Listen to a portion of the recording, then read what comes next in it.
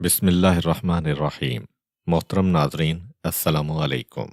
ایک دفعہ ایک عورت پیغمبر خدا حضرت داؤد علیہ السلام کے پاس آئی اور کہا، اے پیغمبر خدا، آپ کا رب ظالم ہے یا عادل؟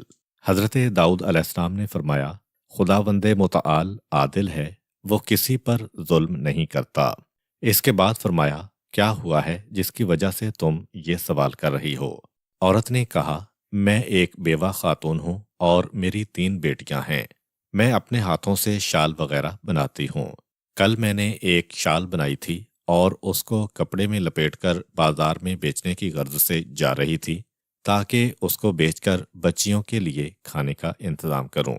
اچانک ایک پرندہ آیا اور میرے ہاتھوں سے وہ شال لے کر چلا گیا۔ اس طرح میں تنگ دست اور غمگین ہو گئی۔ میرے پاس کچھ بھی نہیں جس سے اپنی بچیوں کا پیٹ بھروں۔ ابھی عورت کی گفتگو ختم نہیں ہوئی تھی کہ حضرت داؤد علیہ السلام کے دروازے پر کسی نے دق الباب کیا۔ آپ نے اندر آنے کی اجازت دی۔ 10 تاجر حضرت داؤد علیہ السلام کے پاس آئے اور ہر ایک نے 100 دینار یعنی کل 1000 دینار آپ علیہ السلام کے پاس رکھے اور عرض کیا، اے پیغمبر خدا، اس رقم کو کسی مستحق کو دے دیں۔ جناب داؤد علیہ السلام نے ان تاجروں سے پوچھا، اس کی کیا وجہ ہے کہ تم سب مل کر اس رقم کو یہاں پر لے کر آئے ہو؟ تاجروں نے عرض کیا، ہم ایک کشتی پر سوار تھے کہ اچانک ایک طوفان اٹھا اور کشتی میں سوراخ ہو گیا اور قریب تھا کہ ہم غرق ہو جائیں اور ہم ہلاک ہو جائیں۔ اس وقت ہم نے ایک پرندے کو دیکھا کہ اس نے ہماری طرف ایک سرخ کپڑا پھینکا۔ جب ہم نے اس کپڑے کو دیکھا تو اس میں ایک شال تھی۔ اس شال کے ذریعے سے ہم نے کشتی کے سوراخ کو بند کیا اور اس طرح ہم نجات پا گئے اور طوفان کو بھی آرام آ گیا اور ہم ساحل پر پہنچ گئے۔ خطرے کے وقت ہم سب نے منت مانی تھی کہ اگر ہماری جان بچ گئی تو ہم میں سے ہر ایک 100 دینار صدقہ دے گا۔ اس وقت یہ 1000 دینار آپ کی خدمت میں لے کر آئے ہیں، آپ کی مرضی، جس کو بھی چاہیں صدقہ دیں۔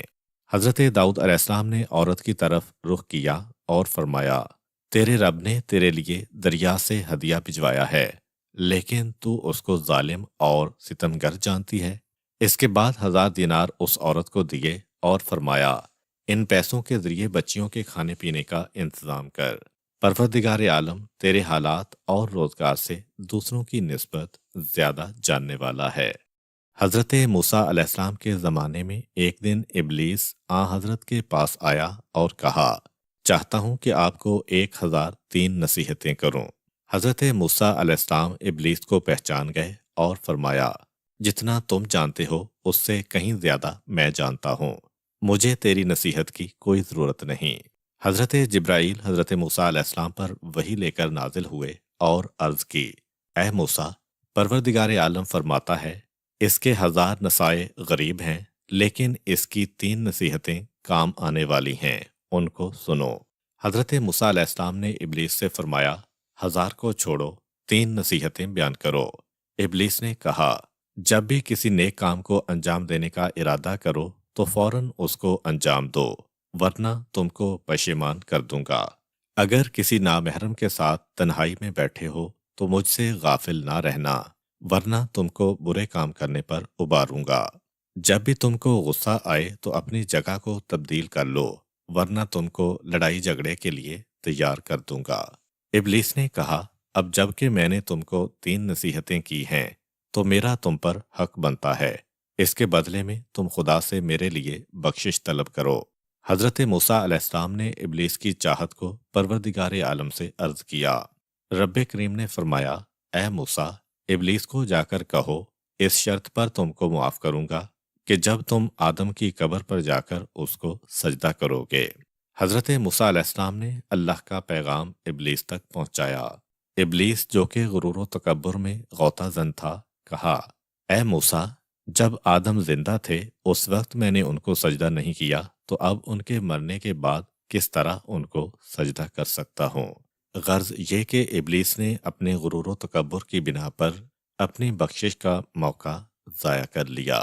ایک دفعہ کا ذکر ہے کہ مامون کے نوکروں میں سے ایک نے اس کو بتایا کہ ہمارے ہمسایہ میں ایک دیندار مرد رہتا تھا، اس نے آخری عمر میں اپنے جوان بیٹے کو، جس کا تجربہ کم تھا، وصیت کی اور کہا، اے بیٹا، پروردگار عالم نے مجھے مال اور نعمتیں عطا کی ہیں جن کو میں نے کافی زحمتوں سے حاصل کیا ہے، اور یہ سارا مال و نعمتیں تجھے بہت آسانی سے میراث میں مل رہی ہیں، لہٰذا ان کی قدر جاننا اور اسراف نہ کرنا، نااہل دوستوں سے پرہیز کرنا، لیکن میں جانتا ہوں نااہل تیرے ارد گرد آئیں گے اور تیرا مال ختم ہو جائے گا، اور کبھی بھی اس گھر کو نہ بیچنا۔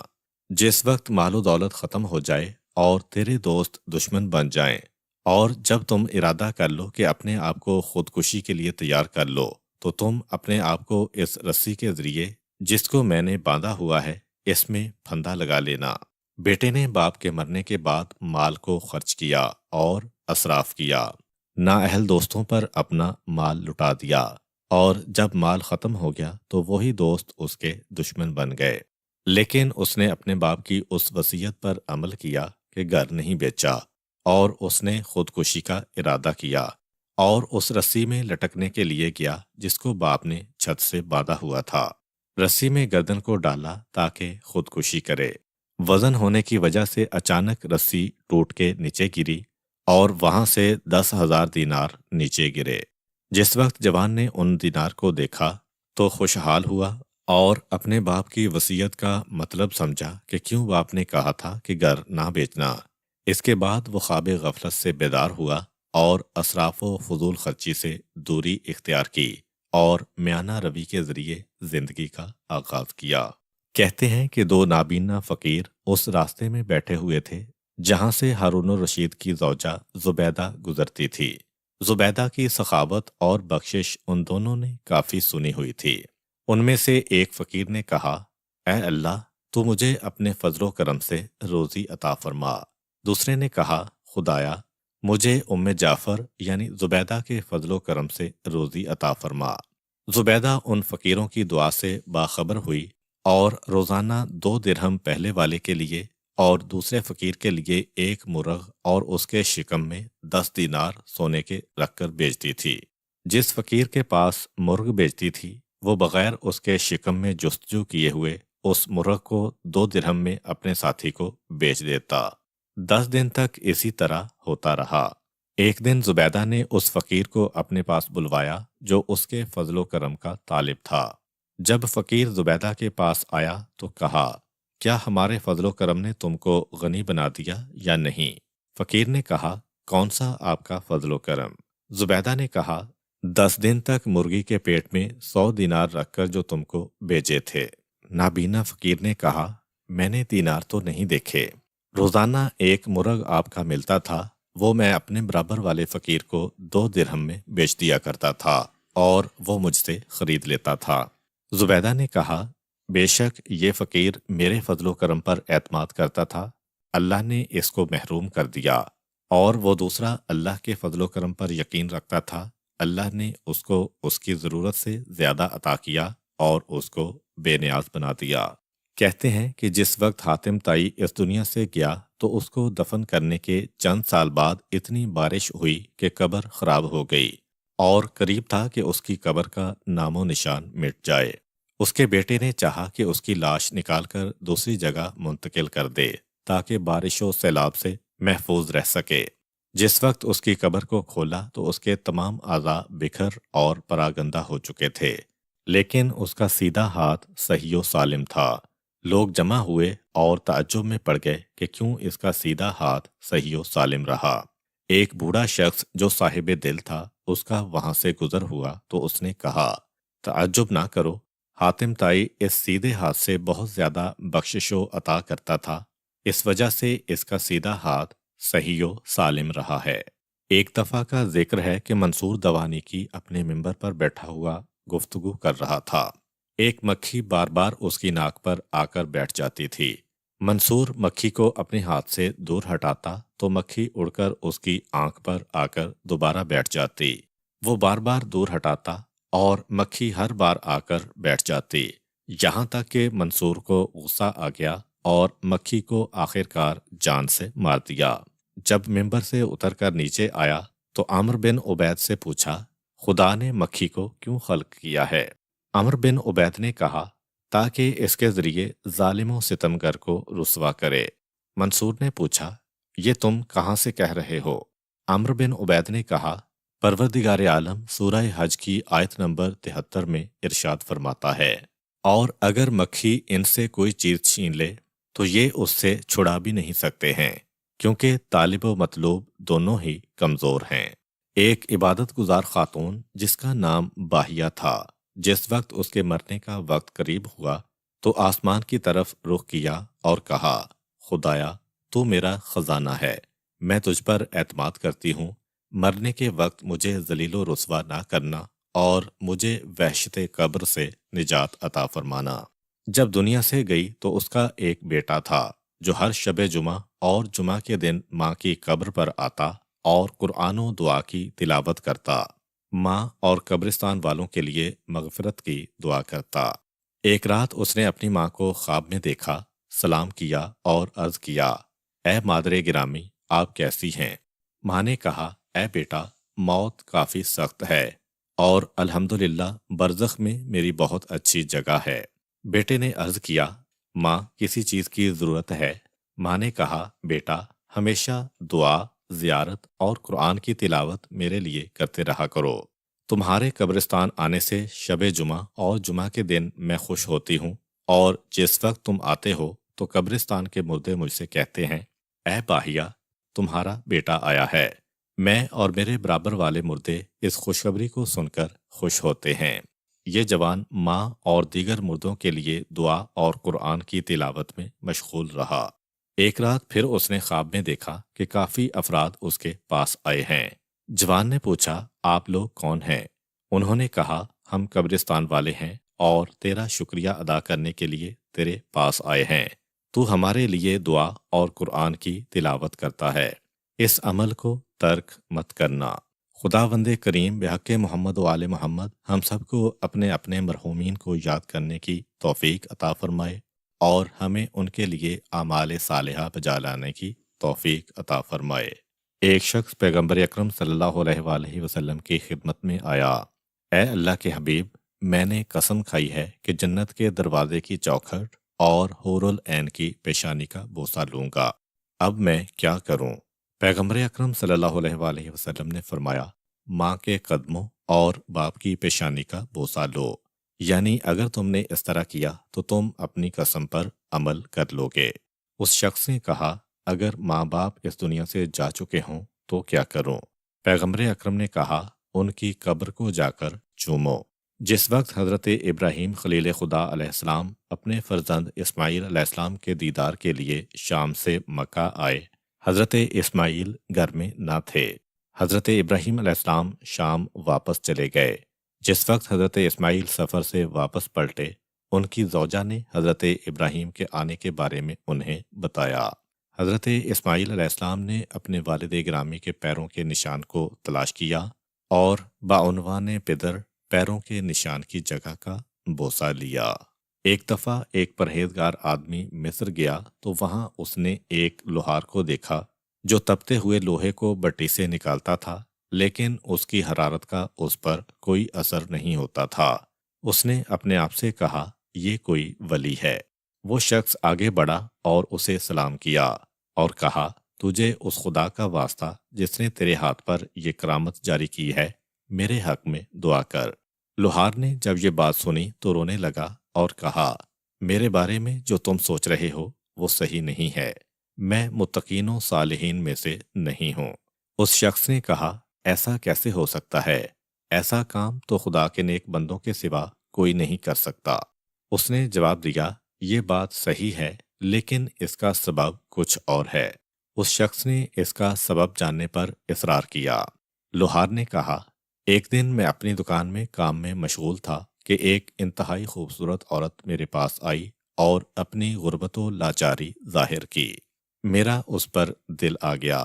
میں نے کہا ایک شرط پر میں تمہاری مدد کر سکتا ہوں، اگر تم میری خواہش پوری کر دو تو میں پھر تمہاری مدد کروں گا۔ اس نے انتہائی افسوس سے کہا کہ اللہ سے ڈرو، میں ایسی عورت نہیں ہوں۔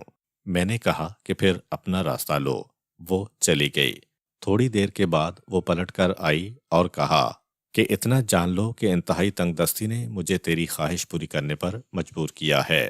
میں نے دکان بند کی اور اس کے ساتھ گھر چلا گیا۔ دروازے کو تالا لگایا تو اس نے کہا کہ تالا کیوں لگا رہے ہو؟ میں نے کہا کہ ڈرتا ہوں کسی کو اطلاع نہ ہو جائے اور میری رسوائی کا سبب بنے۔ یہ سن کر وہ کانپنے لگی اور اس کی آنکھوں سے آنسو جاری ہو گئے۔ اس نے کہا اللہ سے کیوں نہیں ڈرتے ہو؟ میں نے کہا تم کیوں کانپ رہی ہو؟ اس نے کہا تو لوگوں کے خوف کی وجہ سے تالا لگا رہا ہے، لیکن میرا خدا ہمیں دیکھ رہا ہے، میں کیوں نہ ڈروں؟ اس نے گڑ گڑا کر کہا اے شخص، اگر تو مجھے چھوڑ دے تو میں خدا سے دعا کروں گی کہ وہ تیرے بدن کو دنیا و آخرت کی آگ میں نہ جلائے۔ اس کے آنسوؤں اور التجا نے مجھ پر اثر کیا۔ میں اپنے ارادے سے رک گیا اور اس کی ضرورت پوری کر دی۔ وہ خوشی خوشی اپنے گھر چلی گئی۔ اسی رات میں نے خواب میں ایک محترم خاتون کو دیکھا جس کے سر پر یاقوت کا تاج تھا۔ اس نے کہا اے شخص، خدا تجھے جزائے خیر دے۔ میں نے کہا آپ کون ہیں؟ انہوں نے فرمایا میں اس لڑکی کی ماں ہوں جو تیرے پاس آئی تھی اور تو نے خوف خدا کے باعث اسے چھوڑ دیا۔ خدا دنیا و آخرت میں تجھے آگ میں نہیں جلائے گا۔ میں نے کہا وہ عورت کس خاندان سے تھی؟ انہوں نے فرمایا رسول خدا صلی اللہ علیہ وآلہ وسلم کے خاندان سے۔ اس کے بعد میں خواب سے بیدار ہوا اور انتہائی شکر الہی کیا، لہٰذا اس لیے آگ مجھ پر کوئی اثر نہیں کرتی۔ قدیم زمانے میں ایک شخص قبر کھود کر مردوں کا کفن چوری کرتا تھا۔ اس کے ایک ہمسائے کو اس کی اس بری حرکت کا علم تھا۔ بیچارہ ہمسایہ جب بستر مرگ پر پڑا اور جب اسے اپنی زندگی کی توقع نہ رہی تو اس نے کفن چور کو اپنے گھر میں بلایا اور ایک بند کمرے میں ایک پوٹلی اس کے سامنے رکھ دی اور کہا بھائی، اگر مجھ سے تم کو آج تک کوئی تکلیف پہنچی ہو تو بیان کرو۔ کفن چور نے جواب دیا نہیں جناب، آپ تو بڑے نیک آدمی ہیں، آپ بھلا کسی کو کیوں کر تکلیف پہنچائیں گے؟ بھائی، مجھے خدشہ ہے کہ میرے مرنے کے بعد تم میری قبر کھود کر کفن چرا لو گے۔ اس بات کے پیش نظر میں نے یہ 2 کفن خریدے ہیں، ایک انتہائی قیمتی ہے اور دوسرا کم قیمت والا ہے۔ تم یہ قیمتی والا کفن لے لو اور مجھے اللہ کے واسطے مرنے کے بعد برہنہ نہ کرنا۔ کفن چور نے پہلے تو تکلف سے کام لیا، کہنے لگا میں آپ کے ساتھ ایسی کوئی حرکت نہیں کروں گا، کفن آپ ہی رکھ لیں۔ لیکن ہمسایہ نہ مانا اور کہا ایسا ہرگز نہیں ہو سکتا، آپ کو میری یہ پیشکش قبول کرنا ہوگی، یہ بات میرے اور تمہارے درمیان ہی رہے گی، کسی کو اس بات کا علم تک نہیں ہوگا۔ بہرحال کافی اصرار کے بعد اس کفن چور نے کفن لے لیا اور چلا گیا۔ ہمسایہ دنیا سے رخصت ہو گیا اور اسے سپرد خاک کر دیا گیا۔ رات کو کفن چور کو خیال آیا کہ مردے کو کیا معلوم وہ کون سی عقل رکھتا ہے، کیوں نہ پڑوسی کا کفن بھی چرا لیا جائے، ایسے ہی ضائع ہو جائے گا۔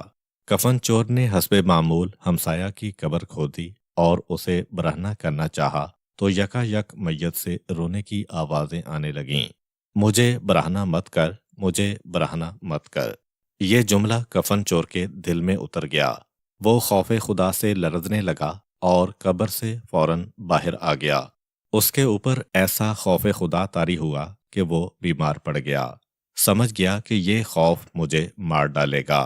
اپنے بیٹے کو وصیت کی کہ میں نے تمہاری خاطر بڑی زحمتیں اٹھائیں، اب تم سے ایک خواہش ہے، میری وصیت ہے کہ میرے مرنے کے بعد مجھے سپرد خاک مت کرنا، بلکہ میری لاش کو ایک صحرا میں لے جا کر نظر آتش کر دینا، آدھی راکھ کو دریا میں اور باقی آدھی کو صحرا میں بکھیر دینا۔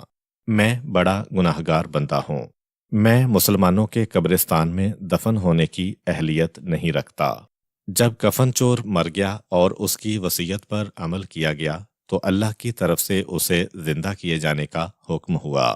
اسے زندہ کیا گیا، ندا آئی اے بندہ، تو نے یہ کیسی وصیت کی؟